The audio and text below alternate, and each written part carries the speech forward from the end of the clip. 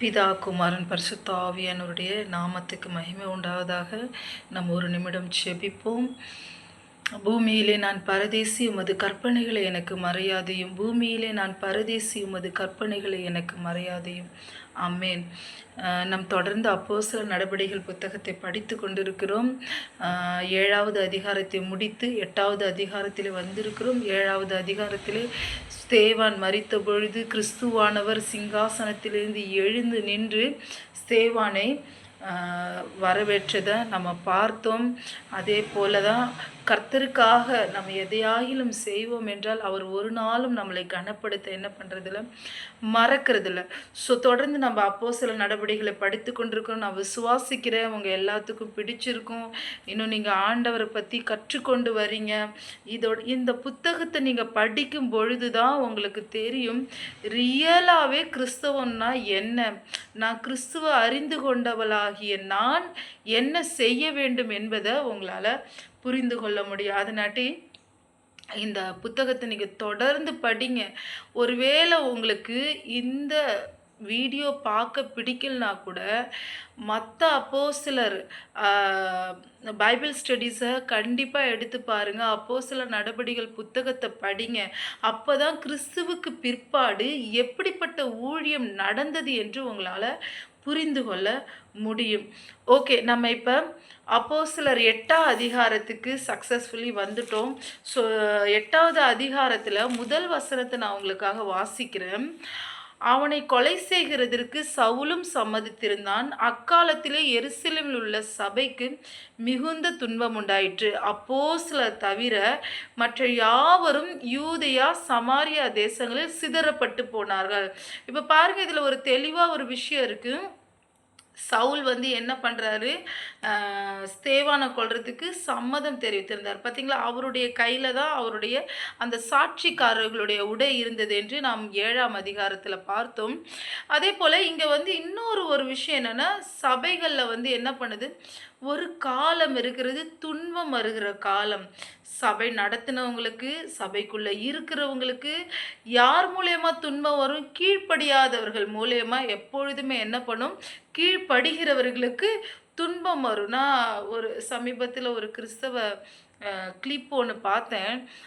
ஏன் ஆண்டவரே எனக்கு இவ்வளோ பிரச்சனை அப்படின்னு ஒரு சகோதரி கேட்கும்போது, அப்போ ஆண்டவர் சொல்கிற மாதிரி ஒரு ஆன்சர் இருக்குது. அதில் ஆண்டவர் என்ன சொல்கிறாருன்னா, நீ கேட்குற, நீ கீழ்ப்படுகிற. ஸோ அதனாட்டி உனக்கு என்ன வரும்? துன்பம் வரும். ஏன்னா எப்பொழுதுமே இந்த உலகம் உங்களை ஏற்றுக்கொள்ளாது என்று கர்த்தர் என்ன பண்ணியிருக்காரு, ஏற்கனவே நமக்கு சொல்லியிருக்காரு. நீங்கள் உலகத்தார் அல்ல, நீங்கள் உலகத்தார் அல்ல. ஸோ அதனாட்டி உலகம் உங்களை என்ன பண்ணாது, அக்செப்ட் பண்ணாது.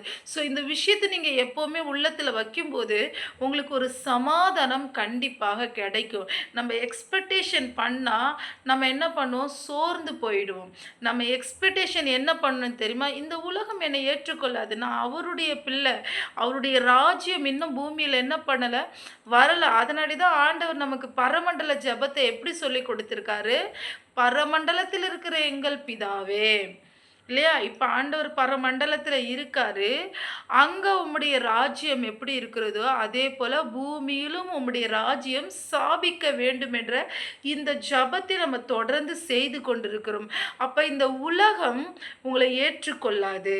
ஸோ அதனாட்டி இந்த காரியத்தை நம்ம மனசுக்குள்ளே வைக்கும்போது நம்ம அதிகமாக துக்கத்துக்குள்ளே போக மாட்டோம். நம்ம சமாதானமாக, கிறிஸ்துவுக்குள்ளே நம்ம சமாதானமாக எப்பொழுதும் இருப்போம். ஸோ இந்த வசனத்தில் பாருங்கள், அப்போஸ்தலர் தவிர, நான் ஏற்கனவே சொன்னேன் அப்போஸ்தலர்னா யார், அந்த 12 பேர். அவர்களை தவிர மற்ற யாவரும் யூதேயா சமாரியா தேசங்களில் சிதறப்பட்டு போனார்கள். யூதேயா சமாரியா எல்லாம் வாக்கிங் டிஸ்டன்ஸ் தான், 1 டே 2 டேஸ் அந்தமாரி வாக்கிங் டிஸ்டன்ஸ் தான் இருந்துச்சு. நம்ம பார்த்தோம், கிறிஸ்துவானவர் யூதேயாவிலேருந்து சமாரியாவுக்கு நடந்து போனதை எல்லாத்தையும் நம்ம பார்த்தோம் இல்லையா? ஸோ அப்போ எருசலேம் பட்டணம், இந்த எருசலேம் பட்டணம் ரபிகளால் யூத மார்க்கத்தை அமைந்தவர்களால, போதகர்களால, நியாயப்பிரமாணிகரால சூழப்பட்ட ஒரு பட்டணம். ஸோ இந்த பட்டணத்துக்கு பக்கத்துல இருக்கிற யூதேயா, சமரியா இது எல்லாத்துக்கும் என்ன பண்றாங்க? மற்ற சீஷர்கள் ஞாபகம் வச்சுக்கங்க, மற்ற சீஷர்கள் என்ன பண்றாங்க? சிதறடிக்கப்படுறாங்க. ஸோ இப்ப சிதறடிக்கப்பட்டதும் பாருங்க, அந்த 2வது வசனம், தேவ பக்தியுள்ள மனுஷர் ஸ்தேவானை எடுத்து அடக்கம் பண்றாங்க. எனக்கு இந்த இந்த சவுல் என்ன பண்றாரு? ஸ்தேவானை கொலை பண்றதுக்கு சம்மதித்திருக்காரு. இங்க ஸ்தேவானை தேவ பக்தியுள்ள மனுஷர்கள் என்ன பண்றாங்க? அடக்கம் பண்றாங்க. நீங்க 1 சாமுவேல் 2 சாமுவேல்ல நீங்கள் பார்த்தீங்கன்னா, 2 சாமுவேல்னு நினைக்கிறேன். அதில் வந்து ஃபஸ்ட்டு 2-3 அதிகாரத்தில் இருக்குது. சவுல் மரித்துறாரு. மரித்த உடனே யாபேசின் மனுஷர் வந்து அவரை என்ன எடுத்து அடக்கம் பண்ணுறாங்க. அப்படி அடக்கம் பண்ண அந்த யாபேசின் மனுஷரை தாவீது ஆசீர்வதிக்கிறாரு. எப்படி சொல்லி ஆசீர்வதிக்கிறாரு? தேவன் அபிஷேகம் பண்ணின மனுஷனுக்கு நீங்கள் நன்மையான காரியங்களை செய்தீங்க, இதற்கான பலன் உங்களுக்கு தேவனிடத்திலிருந்து வரும் என்று சொல்லி தாவீது ஆசீர்வதிக்கிறத பார்க்கிறோம். பாருங்க, தாவீதுக்கு எதிராகவே சவுல் தன் ஜீவனுள்ள நாளெல்லாம் இருந்தார். ஆனால் தேவனால் அபிஷேகம் பண்ணப்பட்ட அந்த மனுஷனுடைய மரணத்தை கனப்படுத்தின யாபேசின் ஜனங்களை தாவீது ஆசீர்வதிக்கிறார். பாருங்க, அதில் எவ்வளோ ஒரு அன்பு, அதில் கிறிஸ்துவுக்கு பயப்படுகிற, கிறிஸ்து அபிஷேகம் பண்ணப்பட்ட ஜனத்துக்கு பயப்படுகிற பயம் தாவீது கிட்ட இருந்துச்சு. அதே போல் தாவீது சொல்கிறாரு, தேவனா அவரை என்னை விட்டு விலக்குற வரைக்கும் நான் என்ன பண்ண மாட்டேன்? அவர் மேலே கையை போட மாட்டேன். இதா அபிஷேகம் பண்ணவன் மேலே கையை போட்டு குற்றமில்லாமல் போகிறவன் யார்? பாருங்க, அபிஷேகம் பண்ணப்பட்டவங்க மேலே நம்ம கைகளை போடும்போது, அவங்களுக்கு அவதூறாக பேசும் பொழுது நாம் குற்றமுள்ளவர்களாய் மாறுகிறோம் என்று தாவீது அறிக்கையிடுறார். ஸோ நம்ம எப்போவுமே உங்களுக்கு பிடிச்ச ஊழியக்காரங்களோ, பிடிக்காத ஊழியக்காரங்களோ, உங்களுக்கு பிடிச்ச பாஸ்டரோ, பிடிக்காத தேவ ஜனங்களோ, ஆனால் நீங்கள் என்ன பண்ணாதீங்க? குற்றம் சாட்டாதீங்க, அவங்களுக்கு விரோதமாக எழும்பி நிற்காதீங்க. அதுவே பெரிய ஆசீர்வாதம் உங்களுக்கு, இல்லையா? அப்போ சவுல் வீடுகள் தோறும் புகுந்து, இந்த சவுல் யாரு? சவுலை பவுலாக மாற்றின அந்த பவுல் என்ற சவுல் வீடுகள் தோறும் புகுந்து சபையை பாழாக்கி கொண்டிருந்தான். இப்போ சவுல் வந்து வீடுகள் தோறும் புகுந்து ஸ்திரீகளெல்லாம் கொலை செய்கிற வரைக்கும் அடிச்சிருக்காரு. பாருங்க, அந்த வசனம் நீங்கள் பார்த்தீங்கன்னா 3வது வசனம், சவுல் வீடுகள் தோறும் நுழைந்து புருஷரையும் ஸ்திரீகளையும் இழுத்து கொண்டு போய் காவலில் போடுவித்து சபையை பாழாக்கி கொண்டிருந்தான்.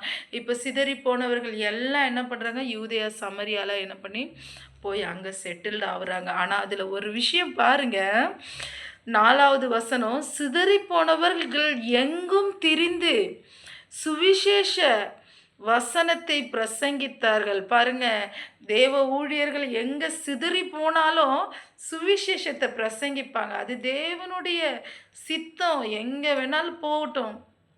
யோனாவை தூக்கி போட்டில் இருந்து வெளியே போட்டுடுறாங்க. உடனே காற்றும் அமைதியாகிடுச்சு, கடல் கொந்தளிக்கிறது நின்று.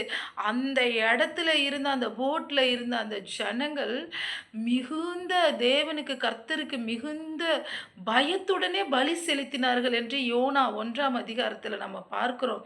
அப்போ யோசிச்சு பாருங்க, தேவ மனிதன் நடந்து போகும் பொழுது அவன் அகெயின்ஸ்டாக போகிறான், தர்சுக்கு போகணுன்னு போகிறான்.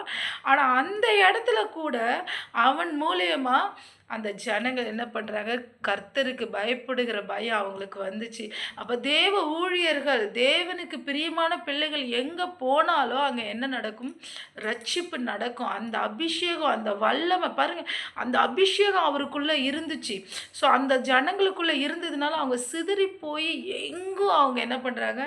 தேவனுடைய சுவிசேஷத்தை சொல்கிறாங்க. அடுத்தது பார்த்தீங்கன்னா, இந்த இடத்துல பிலிப்பு, இந்த பிலிப்பு 12 அப்போஸ்தலர்களில் இருக்கிற பிலிப்பு இல்லை, இவர் ஒரு பிலிப்பு. இது குறித்து நம்ம இன்னும் முன்னாடி போகும்போது நாம் பார்க்கலாம். ஸோ இந்த பிலிப்பு வந்து என்ன பண்ணுறாரு, சமரியா பட்டணத்தில் ஒரு கிராமத்தில் போய் தங்குறாரு. அங்கே போய் தங்குனதும் 8வது வசனம் பார்த்தீங்கன்னா, பட்டணத்திலே மிகுந்த சந்தோஷம் உண்டாயிற்று.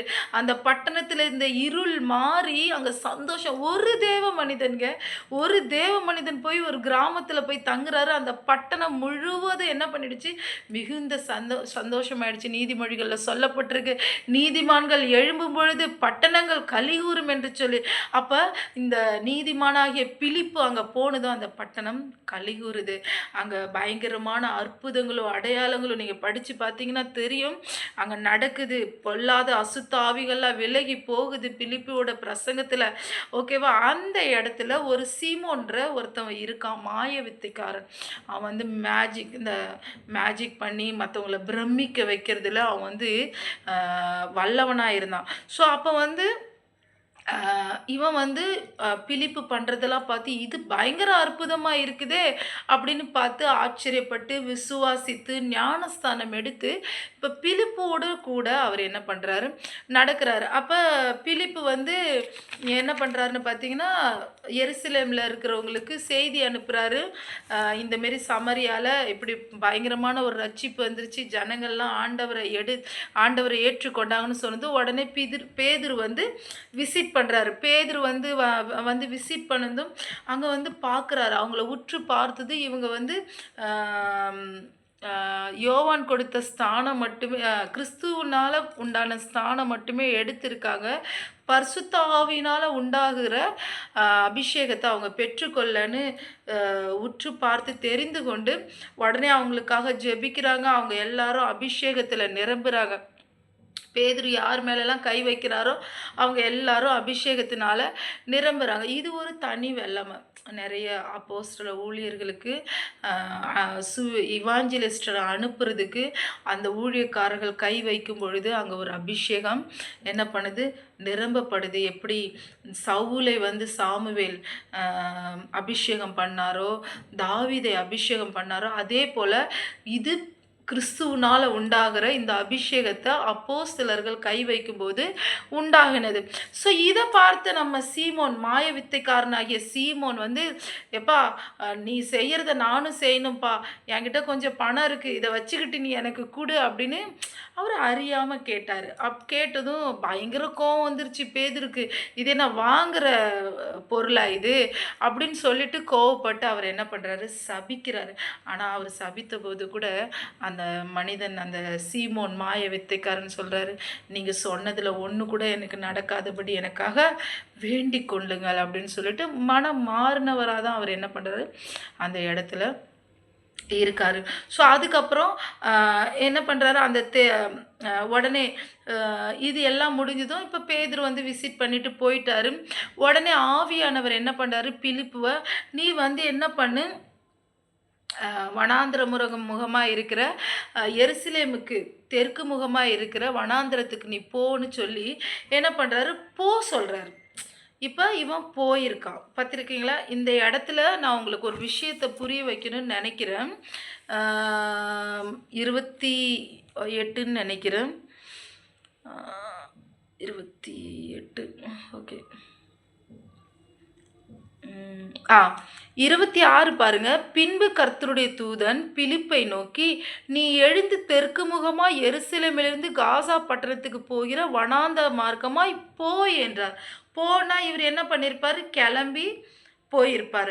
அடுத்தது அங்கே யார் இருக்காங்கன்னா, எத்தியோப்பிய ராஜஸ்திரியின் கந்தாகே என்ற ஒரு இங்கே ராஜஸ்திரியாகிய கந்தாகே என்பவளுக்கு மந்திரியும் அவளுடைய பொக்கிஷம் எல்லாவற்றிற்கும் தலைவனுமாயிருந்த எத்தியோப்பியனாகிய ஒருவன் பணிந்து கொள்ளும்படி எருசலேமுக்கு வந்தான். நீங்கள் இங்கிலீஷில் பைபிளில் பார்த்தீங்கன்னா இது வந்து திருநங்கை. ஸோ இந்த திருநங்கை நம்ம இந்தியாவிலேயும் வந்து இல்லை, இந்த கல்ச்சர் இருந்துச்சு.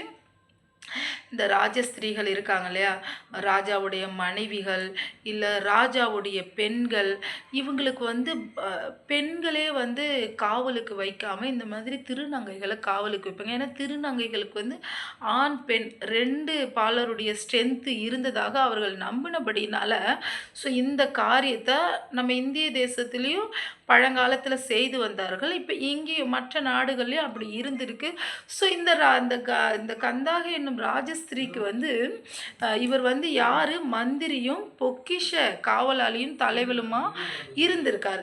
இப்போ இவர் வந்து எருசலேமுக்கு வந்து தொழுது கொண்டு திரும்பி போகிறாரு. பாருங்க, எருசலேம் ஆலயம் அவ்வளவு பிரபலமாக அந்த தேசங்களை சுற்றி இருந்தது. ஸோ எல்லாருமே எருசலேம் பட்டணத்துக்கு வந்து ஆண்டவரை தொழுது கொண்டு போகிறாங்க. அந்த நாட்கள்ல இருந்து பிதாவானவர் அநேகர் அறிந்திருக்காங்க. அதுக்கப்புறம் இந்த சிலை வணக்கங்கள் வந்து தான் நாம் உண்மையாலுமே சொல்லணும்னா நம்மளுடைய தேசங்களில் பயங்கரமான விக்கிரக ஆராதனை இருக்குது. நம்ம ஜெபித்து கொண்டிருக்கோம், கர்த்தர் பெரிய காரியங்களை செய்வார். ஸோ அவங்க வந்து ஒரு ஏசாயோட தீர்க்கதரிசியின் புத்தகத்தை வந்து வாசிக்கிறாங்க. அந்த வசனத்தை பாருங்கள், 32வது வசனம், அவர் ஒரு ஆட்டை போல அடிக்கப்படுவதற்கு கொண்டு போகப்பட்டார். மயிர் கத்தரிக்கிறவனுக்கு முன்பாக சத்தமிடாதிருக்கிற ஆட்டுக்குட்டியை போல அவர் தமது வாயை திறவாதிருந்தார். தமது வாயை திறவாதிருந்தார். இந்த வசனத்தை அவங்க சத்தமாக படிச்சுக்கிட்டு இருக்காங்க. உடனே பிலிப்பு போய், என்னப்பா நீ படிக்கிற இந்த வசனம் உனக்கு புரியுதா அப்படின்னு கேட்குறாங்க. உடனே அந்த அம்மா சொல்கிறாங்க, யாராவது சொல்லி கொடுத்தா தானே எனக்கு புரியும். கர்த்தருக்கு பிரியமானது, இது ரொம்ப முக்கியமான வார்த்தை. நம்ம வேதத்தை படிக்கும் பொழுது நமக்கு ஆண்டவர் ஒரு சில காரியங்களை புரிய வைப்பார், புரிய வைக்க மாட்டார்னு இல்லை. எல்லாருக்கும் அபிஷேகம் இருக்குது, எல்லாருமே வரம் பெற்ற பிள்ளைகள் தான். ஆனால் வேதத்தை வாசிக்க நம்ம நிறைய புக்ஸை, நிறைய யூடியூப் மெசேஜை நம்ம ரெஃபரன்ஸ்க்கு நம்ம எடுத்துக்கணும். ஸோ அப்படி எடுத்துக்கொள்ளும் போது உங்களுக்கு புரியாத நிறைய விஷயங்களை நாம் கற்றுக்கொள்ள முடியும். ஸோ அவங்க சொன்னது, இப்போ பிலிப்பு வந்து இங்கே ஒரு பிரசங்கம் பண்ணுறாரு, ஆனால் அந்த பிரசங்கத்தை ஸ்கிப் பண்ணியாச்சு. ஸோ அந்த பிரசங்கத்தை வந்து என்ன பண்ணுறாரு, பிலிப்பு வந்து பேச தொடங்கி இந்த வேத வாக்கியங்களை முன்னிட்டு இயேசுவை குறித்து அவனுக்கு பிரசங்கித்தான். பார்த்திங்க, ஒரு முழு பிரசங்கம் அங்கே நடந்திருக்கு. ஸோ இவ்விதமாக அவங்க நடந்து போகும்போது, வழி நடந்து போகும்பொழுது என்ன நடக்குது, அங்கே பக்கத்தில் தண்ணி வருது. ஸோ ஒரு சின்ன பான்ஸ் இல்லை ஒரு குளமோ குட்டையோ வந்திருக்கும். ஸோ இங்கே தண்ணி இருக்கே, நான் ஞானஸ்தானம் எடுக்கிறதுக்கு ஏதாவது தடை இருக்கா அப்படின்னு கேட்டதும் பிலிப்பு சொல்கிறாரு, நீ மனப்பூர்வமாக கிறிஸ்து தான், இயேசுவானவர் தான் கிறிஸ்து என்று நீங்கள் விசுவாசித்தீங்கன்னா எந்த தடையும் இல்லை என்று சொல்லி அவர்கள் தண்ணியில் இறங்கி பிலிப்பு அந்த மந்திரிக்கு வந்து என்ன பண்ணுறாரு, ஞானஸ்தானம் கொடுக்குறாரு. இந்த இடத்துல நான் சொன்ன பார்த்தீங்களா, பாருங்கள், அவர்கள் 39 வாசிக்கிற, அவர்கள் தண்ணீரிலிருந்து கரை ஏறின பொழுது கர்த்தருடைய ஆவியானவர் பிலிப்பை கொண்டு போய் விட்டார். அங்கே என்ன சொன்னார், நீ போன்னு சொன்னார். அப்போ பிலிப்பு நடந்து வந்திருக்காரு, இங்கே கொண்டு போய் விட்டார். மந்திரி அப்புறம் அவனை காணாமல் சந்தோஷத்துடைய தன் வழியை பண்ண. பாருங்க, மந்திரிக்கும் இப்போ நம்ம நடந்து போனால் தூரம், நம்ம கண் பார்வை எட்டுற வரைக்கும் நம்ம பார்ப்போம் இல்லையா, ஆனால் மந்திரிக்கும் பிலிப்பு என்ன பண்ணல, காணப்படவில்லை. பாருங்க, எவ்வளோ பெரிய அற்புதம். இதெல்லாம் நம்ம டக்குன்னு படிச்சுட்டு கிராஸ் ஆகிடுறோம். ஆனால் இது பயங்கரமான ஆண்டவர், பயங்கரமாக அந்த ஆதி திருச்சபைக்காரர்களை எடுத்து நடத்தியிருந்தார். பாருங்க, 40 வசனம் வாசிக்கிற பாருங்க, 40வது வசனம், பிலிப்பு ஆசோத்திலே காணப்பட்டு, பாருங்க, திடீர்னு காணப்படுறாரு. பிலிப்புக்கே அப்போதான் தெரியுது, பிலிப்பு ஆசோத்திலே காணப்பட்டு அவ்விடத்திலிருந்து பிரயாணம் பண்ணி செசரியாவுக்கு வருகிற வரையில் சகல பட்டணங்களிலும் சுவிசேஷத்தை பிரசங்கித்து கொண்டு வந்தான். நம்ம தொடர்ந்து 1ஆம் அதிகாரத்திலேருந்து 2ஆம் அதிகாரத்தில் அபிஷேகம் கிடைச்சிது. அபிஷேகம் கிடைச்சதுலேருந்து பரிசுத்த ஆவியானவர் ஊற்றப்பட்டதுலேருந்து ஒரே வார்த்தையை தான் கேட்குறோம், பயணம் பிரசங்கம், பயணம் பிரசங்கம், பயணம் பிரசங்கம். இதுதாங்க கிறிஸ்தவ வாழ்க்கை. இன்னும் நீங்கள் தொடர்ந்து பார்ப்பீங்க. நாம் இப்போ வாழ்கிற வாழ்க்கையை சிலர் மாற்றிட்டாங்க. வீடை கட்டி குடும்பமாக நம்மளை மாற்றிட்டாங்க. இப்போ நம்ம இதிலேருந்து வெளியேற முடியாதுன்னு நினச்சிக்கிங்க. ஆனால் நீங்கள் எங்கெல்லாம் போகிறீங்களோ, நீங்கள் ஜஸ்ட்டு மார்க்கெட்டுக்கு போனால் கூட உங்களுடைய வேலை என்ன தெரியுமா, ஆண்டவரே இன்றைக்கி எனக்கு ஒரு ஆத்மாவை கொடுங்க, உங்களை பற்றி நான் பேசணும் அவங்கள்ட்ட, இன்றைக்கி ஒரு ஆத்மாவுக்காக நான் ஜெபிக்கணும், இன்றைக்கி ஒரு ஆத்மாவை நான் சந்திக்கணும். இதுதாங்க கிறிஸ்துவுக்கு பிற்பாடு நடந்த ஊழியம். பயணம் பிரசங்கம் இதை மறக்கவே மறக்காதீங்க.